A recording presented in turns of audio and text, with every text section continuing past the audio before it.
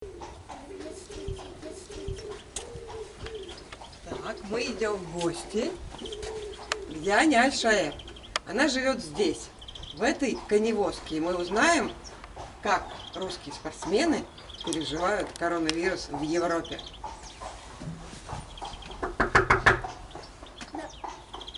Кто там? Диана, привет! Привет! Привет! Добро пожаловать! Мы, как и обещали, приехали, не испугались коронавируса, потому что нам очень любопытно.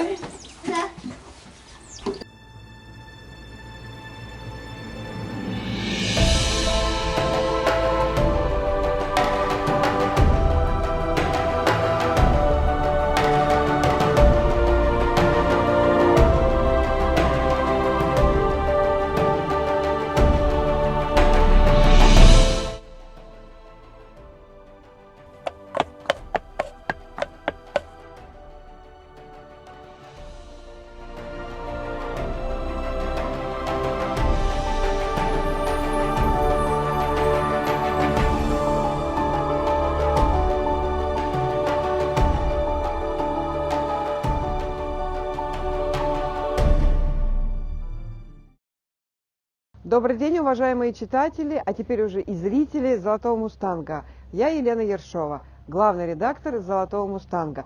Я сейчас нахожусь здесь, на территории Голландии, на территории конного спортивного клуба, куда приехала не зря, а специально для того, чтобы посмотреть, как обстоят дела у российской спортсменки Дианы Аль-Шаер. Диана Аль-Шаер больше 11 лет уже выступает на серьезных международных соревнованиях в Европе и в России. Неоднократный призер. В прошлом член сборной команды России. Но в данный момент Диана представляет флаг Палестины. Никогда не была внутри. Я постаралась обуютить, у меня есть фотографии в рамочках. Вот, поэтому... Значит, тут ты готовишь. Здесь я готовлю, у меня, в принципе, здесь есть все необходимое. Есть плита, соответственно, тут раковина у тебя духовка, тоже. тут у тебя холодильник, да? Да, то есть, в принципе, Прекрасно. все необходимое для жизни есть. И видно, как лошади шагают. Здесь у меня сразу видно шагалку, да. Вот. Скажи мне, как ты переживаешь это очень сложное время для всех спортсменок во всех странах? В каждой стране свои уровни ограничения. В некоторых странах, ты знаешь, очень сложно, что владельцы вообще не могут попасть к лошадям. В некоторых странах более-менее лайт вариант. Как обстоит дело в Голландии? Надо отдать должное значит, голландским властям и немецким, потому что я знаю, что у них очень похожая система сейчас ограничения. Что касается коневладельцев, спортсменов, у них в любом случае, даже если бы ввели жесткий карантин, были бы специальные документы, которые позволяли бы им приезжать свободно на конюшню. В Германии я знаю, что эти документы онлайн выложила Федерация конного спорта. В Германии это было в свободном доступе, нужно было заполнить там кличку лошади, свое имя, фамилию, какие-то там данные и свободно передвигаться. Но нельзя забывать о том, что Голландия и Германия пока все-таки не ввели жесткий карантин. Но для начала, наверное, нужно сказать, что я с прошлого года участвовала в квалификационной олимпийской гонке. И, конечно, для многих спортсменов это удар, что перенесли Олимпиаду, потому что все-таки вот это внутреннее напряжение, которое все себя копили, я знаю, что это такое, да, по себе тоже. И когда сейчас все это сдвинулось на год позже, то есть я просто понимаю, насколько сложно спортсменам морально и ну вот продлить это свое ощущение, то есть вот пройти еще раз этот круг, потому что мы не знаем, что произойдет за ближайший год. Я думаю, что сам факт, что сейчас отменено очень большое количество турниров, очень сильно ударит вообще по нашей индустрии, потому что все-таки даже когда снимут карантин, очень многие организаторы, у которых договоренности с своими спонсорами, они уже, может быть, не успеют, скажем так, взять на себя эту ответственность и за короткий срок организовать турниры, потому что сейчас пока дата открыта, мы не знаем, когда все это закончится. Я сама имею опыт проведения соревнований, да, все-таки в России, когда у нас был Кубок Завидова, да, мы все помним, и весенний карнавал в Иске. Как ты убиваешь свободное время. Я думаю, что в это время необходимо как раз усилить свою самодисциплину, потому что мы привыкли куда-то постоянно бежать, и мы привыкли все время быть в разъездах, это либо турниры, либо какие-то мероприятия, да, либо куда-то опаздывать. И на самом деле вот эта вот жизнь нам сейчас дает возможность остановиться, узнать себя лучше, познакомиться с собой для многих людей, наверное. Я уже не первый год учу арабский язык, так как все-таки, да, будучи наполовину арабкой, да, я очень много понимаю, и уже давно понимала, но все-таки это такой сложный язык, да, очень много диалектов. У тебя есть какой-то учебник, программа, тетрадка, какая структура?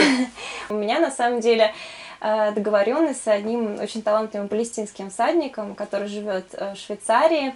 Значит, у нас такой своеобразный бартер. Он преподает мне арабский 2 раза в неделю, а я ему преподаю теорию в Иске, потому что ему очень интересно для его учеников.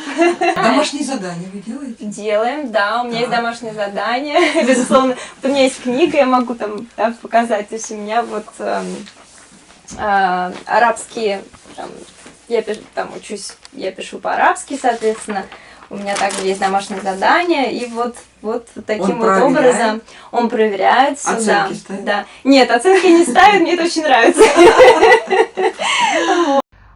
Сейчас, так же, как и во всех других странах, полноценные тренировки в Голландии запрещены, но в отличие от многих других стран, спортсмены и владельцы лошадей имеют возможность посещать своих подопечных, своих боевых партнеров для того, чтобы поддерживать физическую форму, минимальную. Диана, расскажи, пожалуйста, о месте, как ты сюда попала, что это за клуб, какая его особенность и что тебе здесь нравится? Первый раз я приехала сюда лет, наверное, 7 назад, еще со своим предыдущим тренером Яном Бебельмансом. У меня до сих пор с ним очень хорошие отношения, мы дружим. И мы сюда приехали как-то один раз смотреть лошадей для клиентов Яна, и я подсаживалась и пробовала этих лошадей. И год назад нужно было определяться с планом подготовки, так как начались квалификационные турниры, вот эта олимпийская квалификация, и я решила попробовать приехать сюда еще несколько раз, потренироваться. Я ездила из Германии, и мне очень понравилось. И я поняла, что все-таки для такой серьезной подготовки нужна система, не просто единичные тренировки. Я решила, что для лошади это тоже лишний стресс, вот эти постоянные переезды из Германии в Голландию.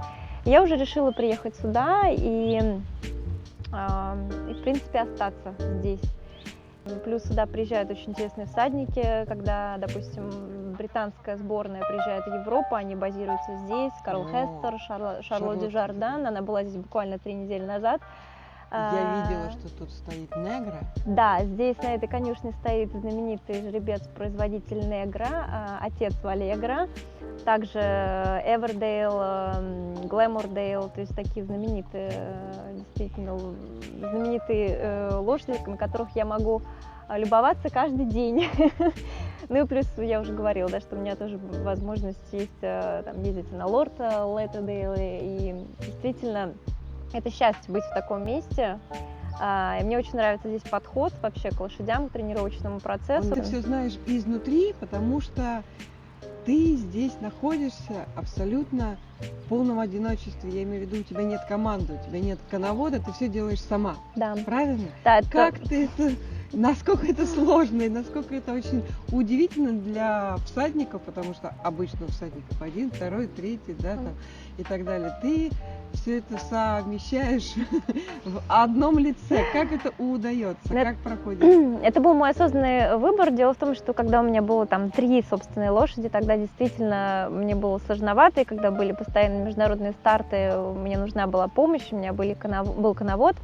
Но сейчас, так как своя лошадь у меня одна, и если я даже выезжаю на международные турниры, я легко справляюсь сама.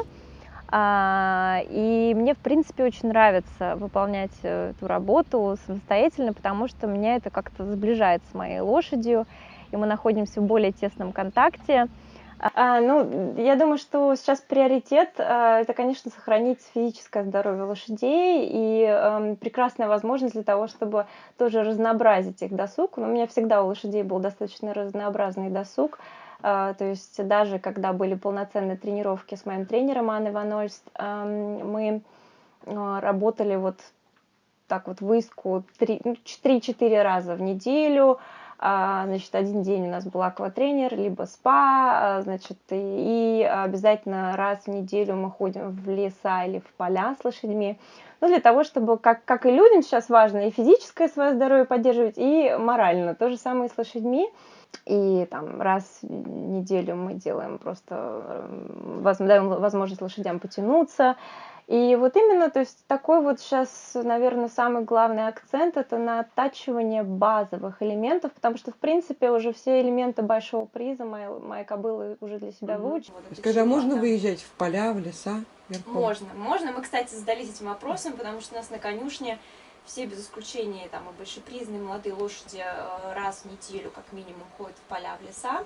И мы ходим обычно там 4-5 человек, да, вместе. И мы тоже задавались этим вопросом, как это будет на нас распространяться. Но мы просто старались, то есть даже ведь людям можно ходить парами, да, то есть мы старались идти как бы пара, потом небольшое пространство между нами и еще как бы 2 лошади. И никаких проблем не было.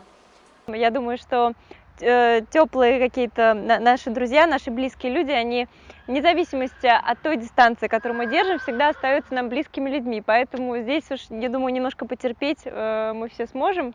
Вот, и я очень надеюсь, что в ближайшее время вернемся как-то в свой обычный образ жизни. Обычный образ жизни, и наверняка вы скоро сможете опять увидеть Диану Аль-Шаер на соревнованиях в России или за рубежом. Оставайтесь с нами. Спасибо, будьте здоровы. Будьте здоровы.